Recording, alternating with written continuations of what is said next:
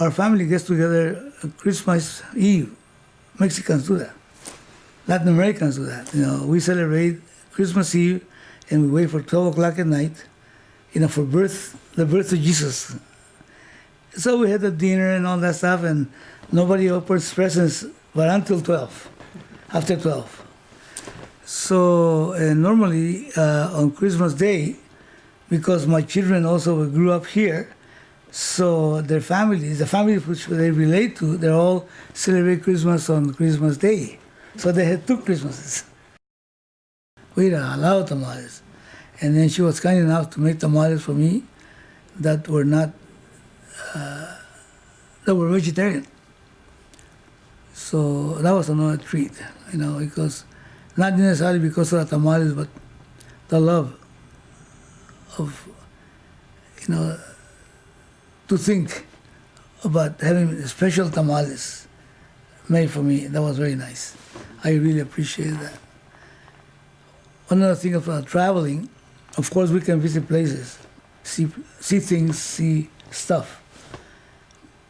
But I think the best part is to be with people, to spend time talking, not just watching TV, but to get to know the fella, and spend some time, go out for a walk, or spend time around the table in the kitchen, just, as they say, just talking, yakking, and see, experiences from the past and so on, and what they do, and especially the teenagers, the younger people, because they have perspective, of course, and they think they know it all.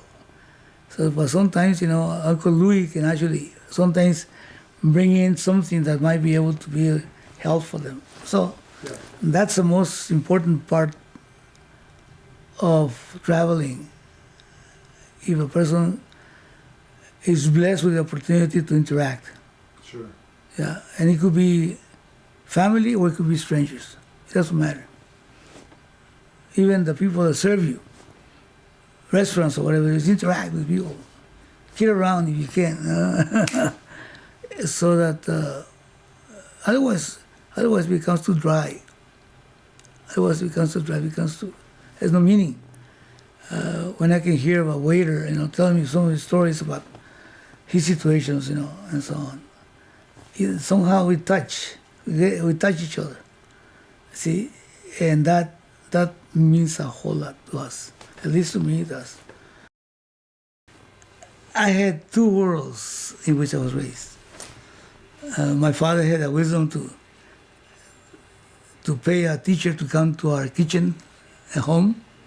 My father had a small business like Solano Copy, and there was a counter, and then there was a kitchen right next to the counter, and sitting there, so a teacher came, Mexican teacher, a guy that had been in the United States for a long time, and he was also a accredited teacher and school teacher in Mexico.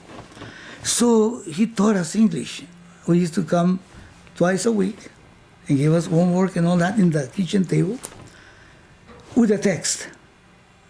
Grammar and all that stuff, a little bit. Okay, of course, whatever. Yeah. So I was fortunate to be able to have 2 cultures. I felt comfortable with one and the other. I work in curious shops, taking care of customers and so on.